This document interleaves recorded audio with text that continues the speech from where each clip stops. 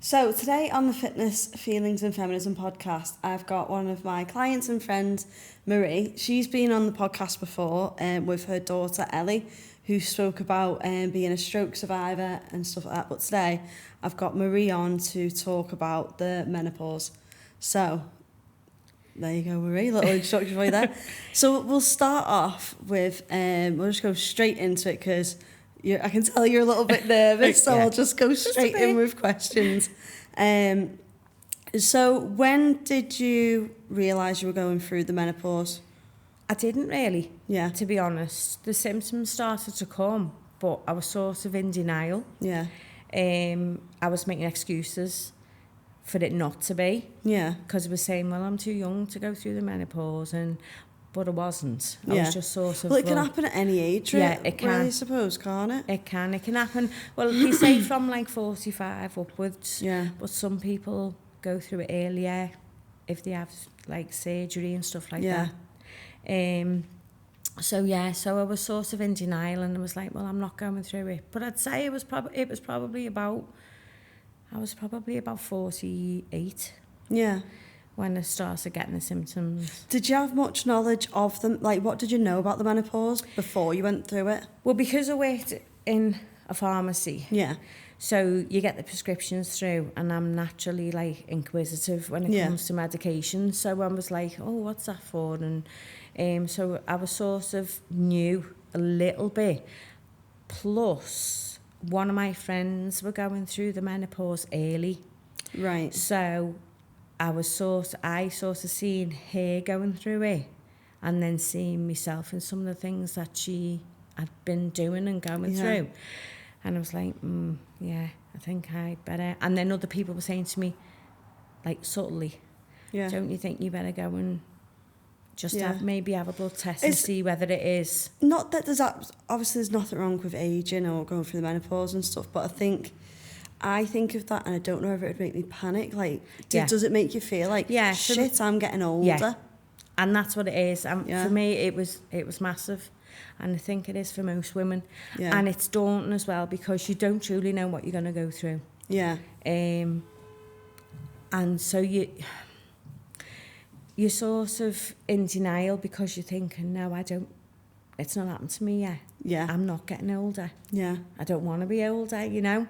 Because like that's when your periods stop and you know then you think to yourself, oh, God, I can never have another child. Yeah, even if you probably didn't want one, but it was like, but I could never have that another child. That choice is taken away from you now. Exactly. Yeah. It's no longer your choice. And so I didn't know a lot about the symptoms. I knew a lot about like hot flushes and night sweats, bits and pieces, achy joints and stuff like that. But a lot of it... It's hard, isn't it? Because some parts of it, you'd feel like it was just general wear and tear, isn't it? Like it's... Because, like, Mum, I always, like, use my mum as examples when we talk, because obviously my mum's 61 and I have very much witnessed her go through the menopause. And hers started, like, with aches and pains, but then it creeps up on you as well. And then all of a sudden it's like I remember it felt like my mum had like a 50th birthday and bang, the menopause just hit her then. Yeah. And it was like she had really itchy skin and stuff like that. And she said her skin constantly felt like it was crawling and it was really irritating her. She was constantly... My mum's quite a hot woman anyway, like we're both sweaty women. So she was having hot flushes anyway. And I remember like we'd be sat in a room and you'd just see her face go red.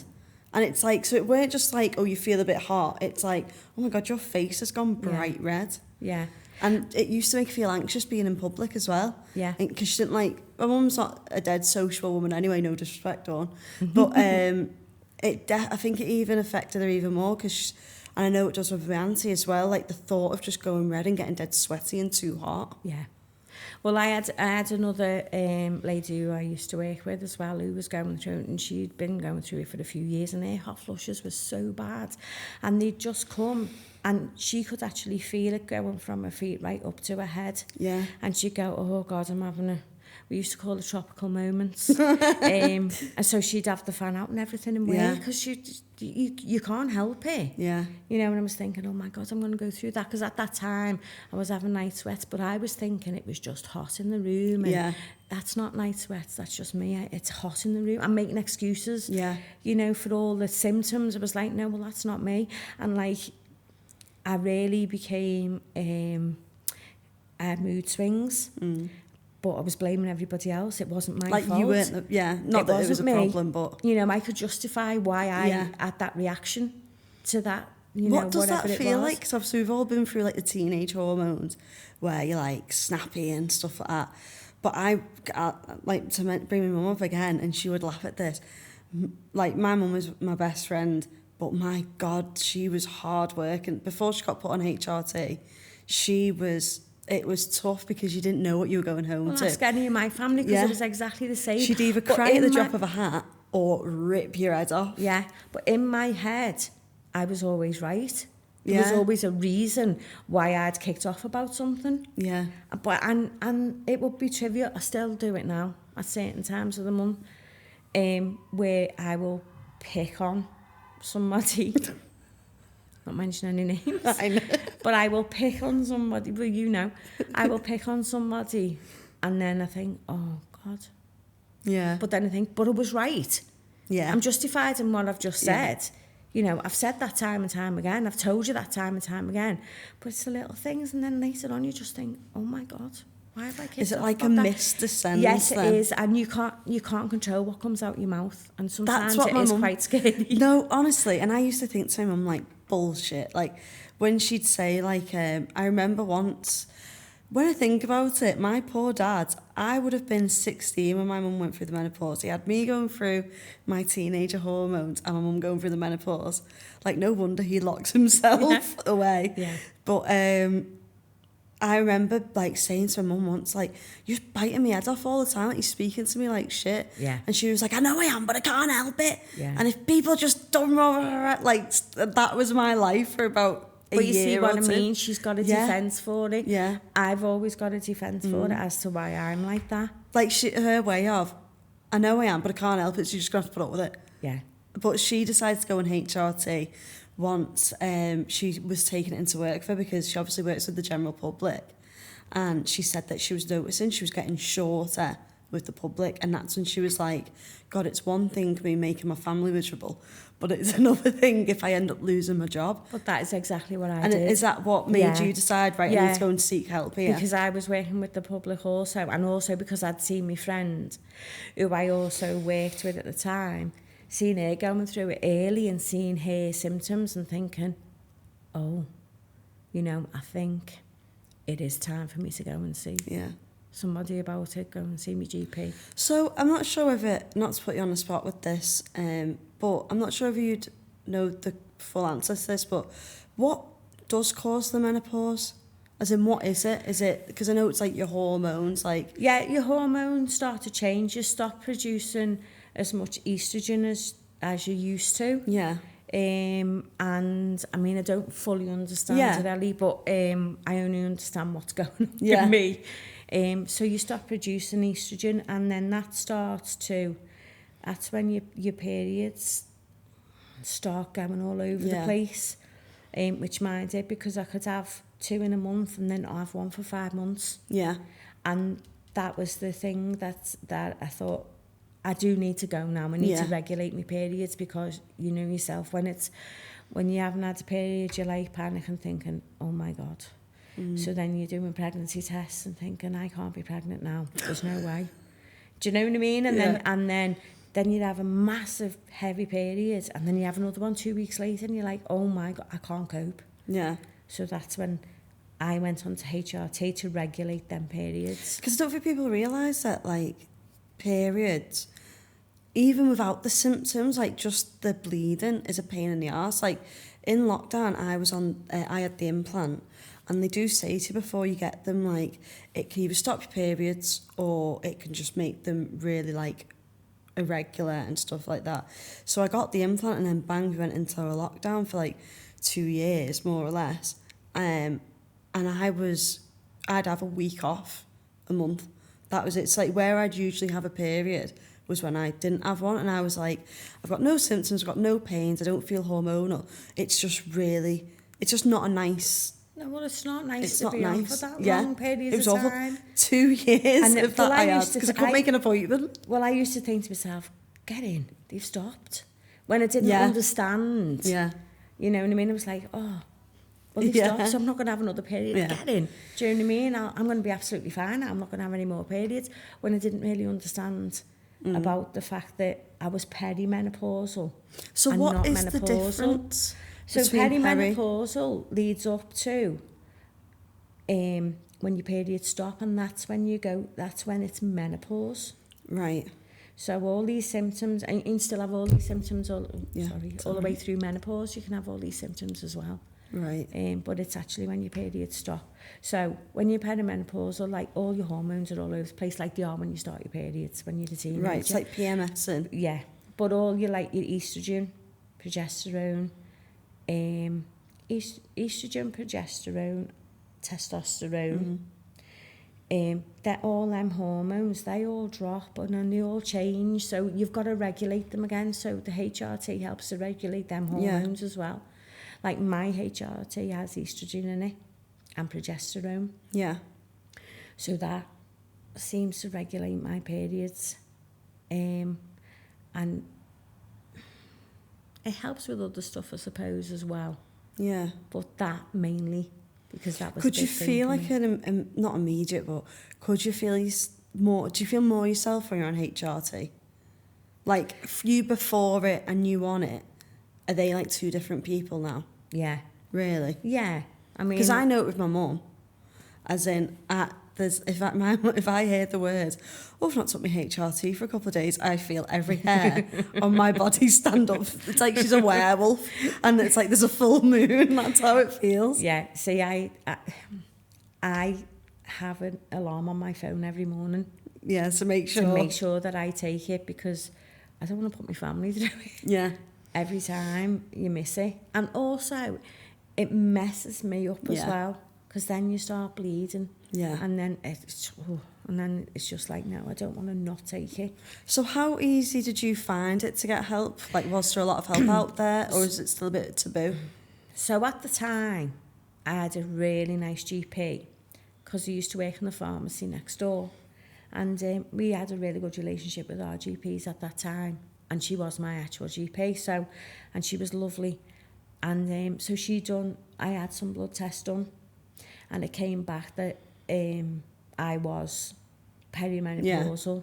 And you do have to do the blood tests at the right time in your cycle, so it's a bit hit and miss. Yeah.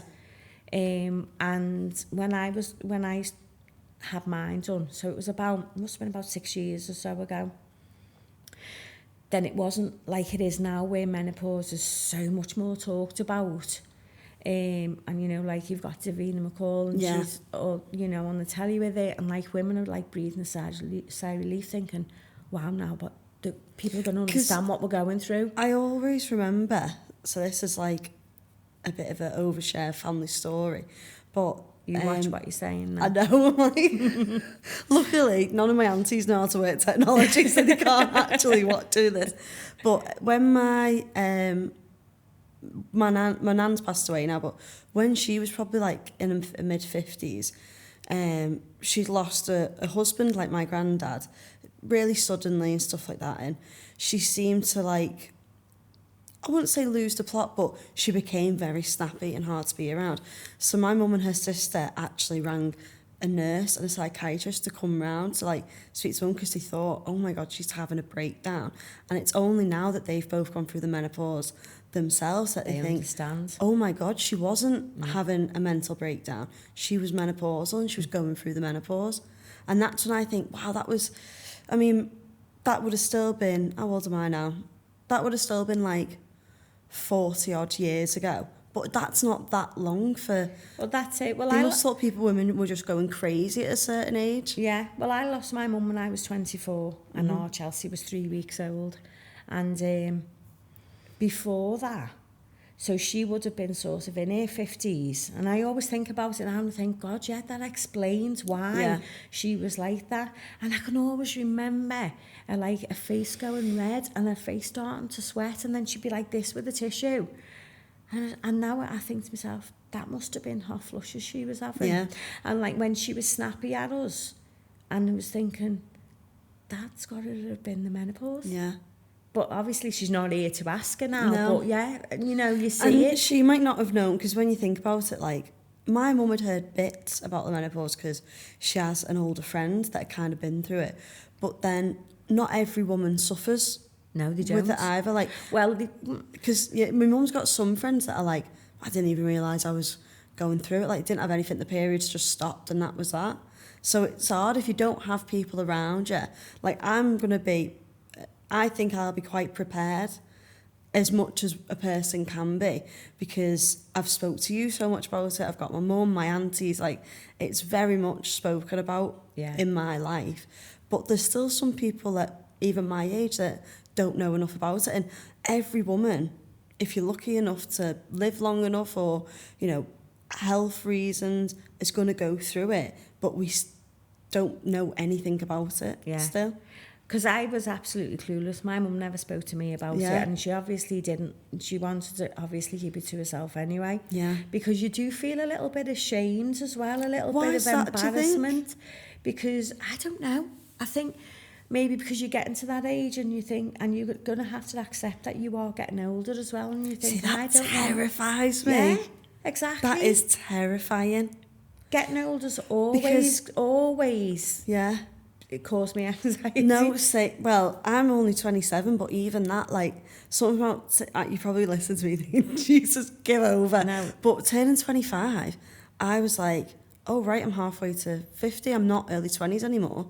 And you read all this stuff where it's like, basically, it feels like, I think for women and men, it's like, oh, once you pass 25, you've fully developed as an adult. You've gone through this, like, second puberty that I've seen people talking about.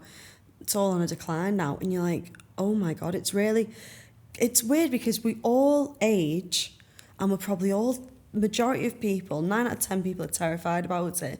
But it's almost like it's that scary, no one talks about it. Do you know, like, there's the whole thing of, oh, you never ask a lady their age, or you don't, and stuff like that. Tell you a funny story about age, Yeah. right, and not accepting your age. You ask any of my friends, you ask Sandra, right, and you ask her that, you ask Sandra, and you ask her how old I was. I was 27 for about 10 years. I'm not even messing. I feel like that's I was never going to be 30. I certainly was never going to be 40. And now I'm 50. I've always remember my mum saying to me that we were just talking about big birthdays. Like, this was years ago, like it was when I was in school. And she said, oh my God, I had like a breakdown at turning 30. Really didn't want to turn 30. And as a teenager, I didn't really get why, because I was like, what's the big deal to turn 30? And now I'm getting closer to it. I'm like, oh, I don't feel... It's almost like, and this is a really deep thing to say, it feels like time's getting away from you. Like, I don't feel ready to say, oh, I'm 30 years old. Like, that seems way... It's not old. Like, I'd never... Like, your daughter, Chelsea, just turned 30. Yeah. I don't think, oh, bloody hell, Chelsea, clock's ticking. Like, you're getting old. I don't see it as anything, but when it's yourself, you're like, shit, 30. Like, what? Next one's 40. Then it's 50. Then it's 60. And it's just... It really freaks me out, the thought of getting older. And that's how I always used to be. And I always used to be 27 till I was at least 37. That's so funny, that. Honestly. 27. Yeah, so I always think, like, God, I wonder... I'd like to think that I can get that much knowledge and understanding about the menopause that when it comes, I can embrace it and use it as, like, be an advocate. Yeah. Instead of being like, oh my God, I'm dying. Like, exactly, because you know what, you do feel to yourself, oh, what's happening to me? Yeah.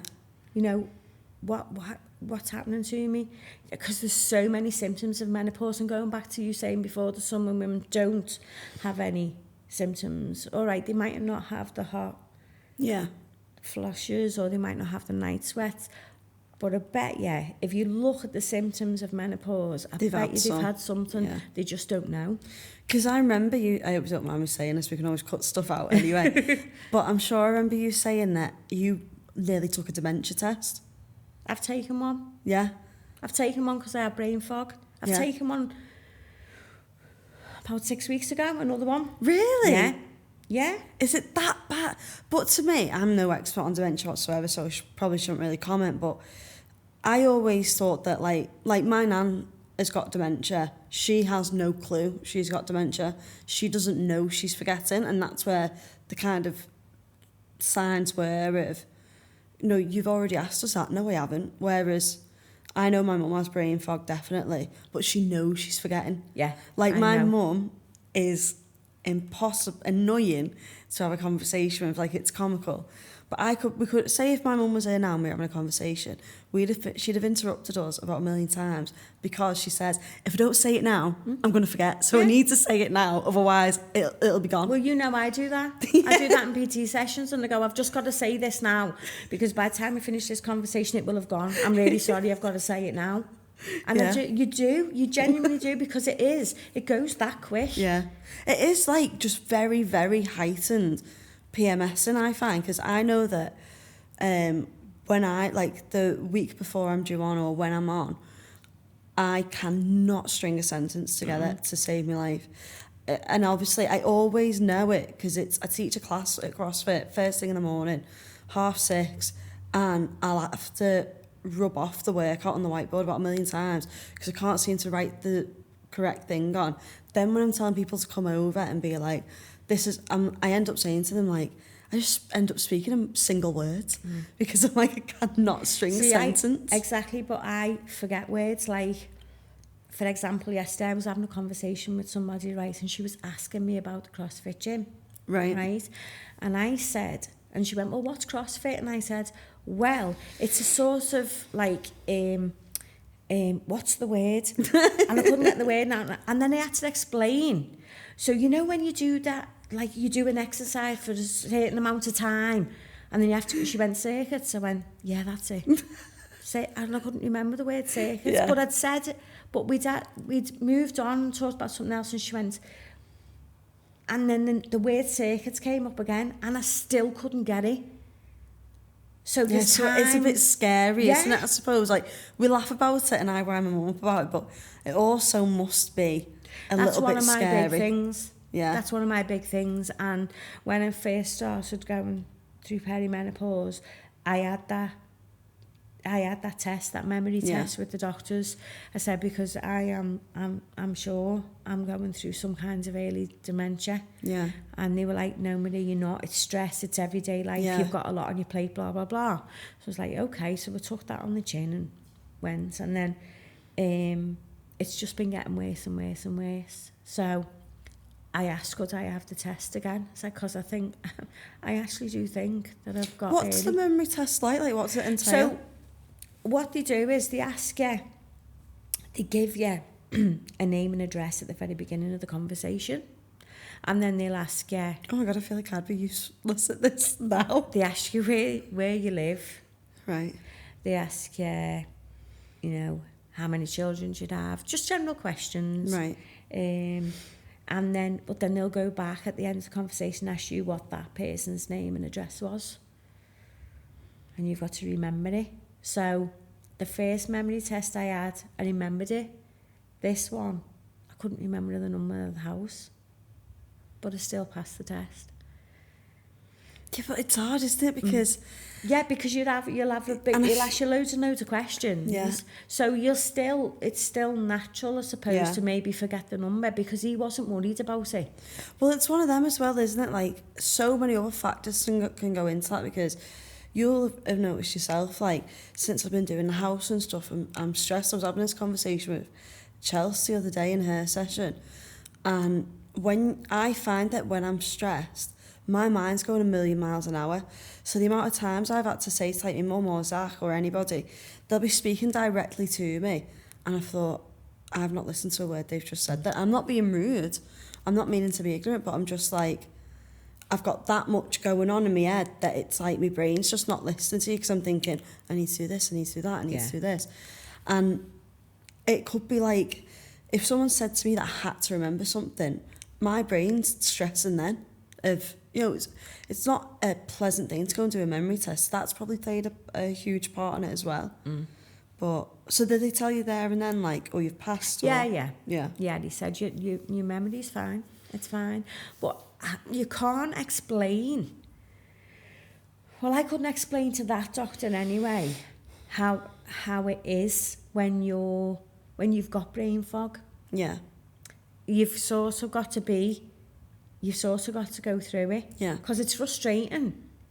And it's like, I really, really get annoyed with myself. I'm like, why can't I remember that? Yeah. I mean, I go so much as to put things on my calendar, every single day, you know, I do. And I'll put it down on my calendar, but I'll forget to look at my calendar. Oh my God, God help me, because you're just describing my life now. I write to-do lists and then forget to look at the to-do list. Yeah. I've got a whiteboard on my fridge on purpose to put things on. Don't even look at it. Yeah. Don't even think to look at it. I sometimes think that's because obviously, touch wood, I'm not very, very early onset dementia or perimenopausal. But I do think a lot of that's down to stress because you're just at 1,000,000 miles an hour. Even if you're not, like even watching TV, I'm not taking everything in that I'm watching on TV. I might not even be thinking about anything. It affects your sleep. All kind of factors play into it because what's your sleep like since going through the menopause? Yeah, I know my mum's is non-existent. If you don't get enough sleep, you're not well rested, you're not... Do you know, like it's a whole host of things that like have a knock-on effect. It's probably even a case of symptoms cause other symptoms. Yeah, they do. In that sense. They do, it's a vicious circle. Yeah. They do. But I mean, when Ellie had her stroke, obviously that was stressful. Yeah. And I accept that at that time, a lot of what happened to me as well was to do with stress. Yeah. Like, you know, with the memory and stuff like that. But when she'd had her stroke, I was on it. I was on everything. Yeah. You know, I was like, well, she needs to see that doctor. I need to speak to them about that. You know, that nurse hasn't done that. But that's probably a bit of like fight or flight and your adrenaline. And I was on it then. But since Ellie's like a recovery and she's recovered and, you know, she's recovering amazing. I don't know. You see, obviously I'm not a doctor. But from what I've learned with like, cause obviously I go to therapy and stuff myself. What I've learned is that obviously like your vagus nerve, which is like puts you in fight or flight. If you've been in that zone constantly and you've been on it, it's because you've had like a focus, your sheer adrenaline's been getting through it. And now that she's okay and she's making an amazing recovery, your body's probably just gone and you've relaxed now. And you're probably knackered and you've still got the stress. I always say as well that like, and this is just because of what my mum's always told me, again, don't know if there's any like science behind it, but when your mum tells you from a kid, you just believe it, that stress manifests in so many different ways. It does. And you can be feeling the effects of stress from something that stressed you 12 months ago. Yeah. Or something like I always notice that with me, I get palpitations. But I could be sat here now and be getting palpitations. I'm not stressed, but I was stressed a week ago. And it's like I'm getting the physical symptoms of it now. Yeah. It's weird. Like I'll never be feeling anxious or stressed and in that moment start getting palpitations. And it's even to the point where like our bodies and our brains pick up on so much around us without us even realising. So when we first got the house and first started doing stuff with the house, I was really stressed and I'd get home and have palpitations and I'm not stressed anymore. But as soon as I walk into the house, into the house that we've got, I get palpitations and I'm fine. But it's just, your body just will always go through to try and protect you or be like, oh, this really used to stress you out, so you need to get into this mode. Like it's like learned behaviours and stuff like that. So even though you've been through the stress of it, you're probably just dealing with the symptoms and side effects of it now. Yeah. Because your body's like, oh, we can now. But I think that's menopause as well. I think obviously because I I can't remember what was going on with me at that time, menopause-wise. Yeah. And I was definitely still going through the perimenopause at that time. It's just that there was something else to deal with, and I wasn't concentrating on me.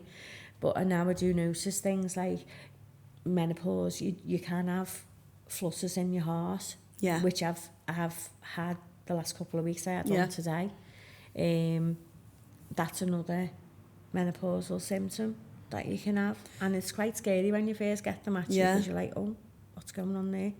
I think as well, like, it all depends on who you're around, because if I'd start getting palpitations, I'd be thinking, oh my God, I'm having a heart attack, or something's not right here. But because if you know people that go through it, it makes it, because my mum's always gets palpitations, like you can see it in her neck. Like, it sounds weird, but you can see it just going boom, boom, boom, like 10 to the dozen.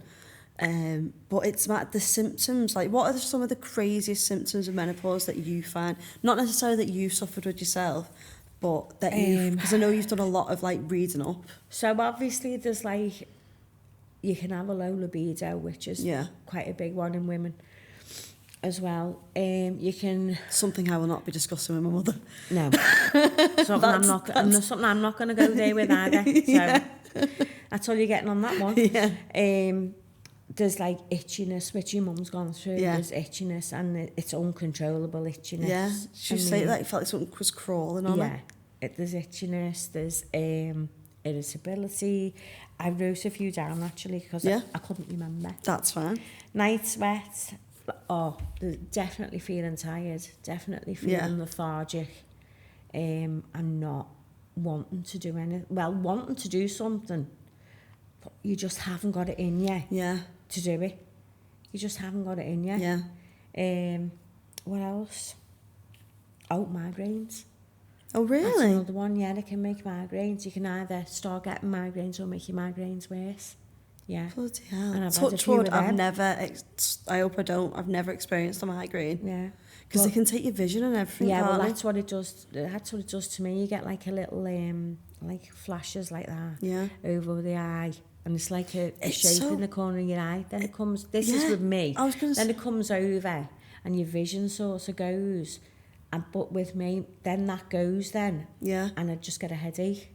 Yeah, I was going to say, it's weird, like, some of the symptoms you're saying to me, I'm like, oh, I remember my mum having that, and she didn't even, she'd tell me, but wouldn't know it was a menopause symptom herself. Like, she had floaty eyes, like, she kept on getting, like, little black spots, or, like, it felt like little floaty clouds in her eyes, and they just said, oh, it'll go. Yeah. But see what I mean about women saying that they've not had any of the symptoms, but they probably don't know half of the symptoms that... Because there's so many, and they're all so random. Yeah. And you're talking about, like, things like achy joints. Oh, God, there's just... I've put, like, the heart flutters, night sweats, feeling tired, migraines, aches, pains. But there's loads of stuff. Yeah. Obviously, your mood swings, anxiety. I was just gonna bring up, like, it almost, like, the symptoms and stuff kind of go hand in hand with mental health. Yeah. As well. Yeah. Like,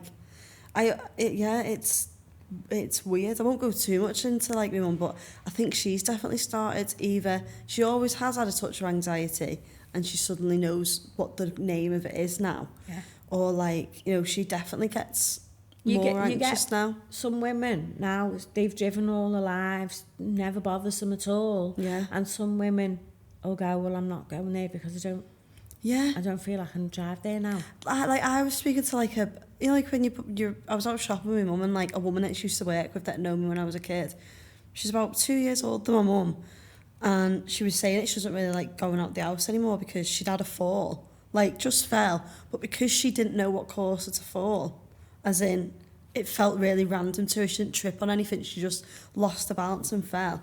That's completely knocked her confidence to, like, go out. And that's a woman that, from what I remember when I was a kid, like, a dead confident woman. Like, it's mad what, like, it can do in that sense. Yeah. Like, just make you go, like, really introverted and no confidence. Yeah, it does. Like, and I don't know, I suppose you don't know how much of that is down to age as well, because I think of, like, other family friends that have gone through it that suddenly don't feel confident driving anymore, like you said. And it's weird because that's like your freedom, that's your independence. But no, I do. If you had, say if we fast forward and I'm 45 and I'm saying to you, Marie, I think it's happening, I think I'm here. What advice would you, or what would you tell people that are not yet menopausal, but what advice would you give them? I would say if you were starting to get the symptoms, to go and speak to your doctor, to go and speak to your GP, if you've got a good one, obviously. Yeah. My good one's gone. Oh. But yeah, if you've got, go and speak to your GP, because the sooner you get onto HRT, the better. Yeah. Because also HRT sort of looks after your bones as well, because your bones start to, they start to sort of, you can start breaking them easier. Go more brittle. That's it, brittle. See? Brain fog. I know. So that starts happening. You can get osteoporosis. Yeah. And HRT does help with all that as well. And you can be on it for longer than what they kind of say, can't you? Because I know that was a Davina thing. You can be on HRT for the rest of your life. Yeah. Whereas I remember when my mum first went on it, they were like, you can only be on this for like 5 years or something like that. So she came off it, weaned herself off it, and then was like, all the symptoms came back with a vengeance. So I even said to her, I was like, just go on it for the rest of your life. Like, it gives you that boost. Like, what if it doesn't, if it's not going to cause you any ill health, just stay on it. Yeah. Yeah. I mean, there was the thing, excuse me. There was the thing, the breast cancer thing, wasn't there? But obviously there's been like studies done that it's not as, it's better to take it than not to. It's choosing the good outweighs the bad. Yeah, you know. Definitely. But yeah, so. But as I say, brain fog. I was going to say, I forgot what I'd asked you. My biggie. Oh, advice. Yeah. So yeah, I would say, don't be in denial. Because I was. Yeah. And try not to be in denial. And go to the doctors and start kick it off as soon as you can. Yeah. Is it hard to say the minute that you get told, right, your blood tests come back, you're perimenopausal, do they try and give you every other route than HRT, or are they quite happy to put you on it? My GP was quite happy to put me on it. Right. Because I know my mum... It was my choice. Yeah, she weren't at first. Don't worry about your coughing. Because I know with my mum at first, I remember her trying all this stuff, like, she had all these vitamins in and stuff like that, like black coash and all stuff like that. She got told to try, all stuff like that before. It was a while before she got put on HRT, because they even like put her on the coil. It was like, HRT was like, right, I suppose you've tried everything else now, we'll give you. She did offer me the coil as well, and I was like, no. Yeah. No, because it was the marina coil, and at the time I was like, I don't want to do that, I don't want to get lost, because I am terrified of operations and hospitals and stuff like that, believe it or not. Excuse me. So I didn't, the thought of them having to go finding it, because it would be my luck that it'd go missing in a few years' time, and the thought of having to have that, you see, I'm like, no. Mine was, I'll tell a little funny story about an overshare, because I always forget that this is a recorded podcast. I always think it was like with diary. I don't know if I spoke about this before, actually.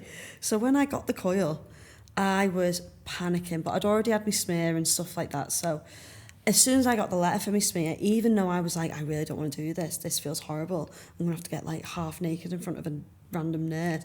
I don't think people realise that. Like, the stuff that women go through from an early age is invasive. Yeah. Do you know what I mean? Like, it's only till, obviously, if a man's health's all right, it's only once they might get the prostate checked and stuff like that, or if they find any lumps, whereas bang, 25, speculum, straight in there. Yeah.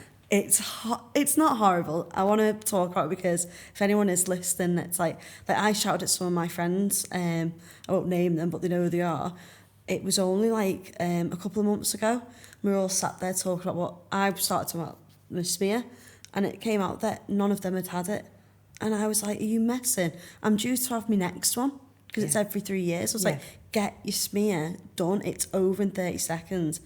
But I remember waiting in the thing to get it done. And the only good thing was the nurse that was doing it for me used to go swimming at the where I lifeguarded.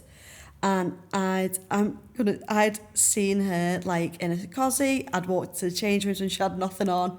Like it happens. So I was like, I feel like this is it. I feel like we can call it quits now. Like I've seen you naked. You're gonna see my cervix. So I feel even. So I had that done, and I thought I'll wait and get my coil once I've had my smear, so I'll know what it's like and blah blah. Went to get the coil, and it took 5 minutes.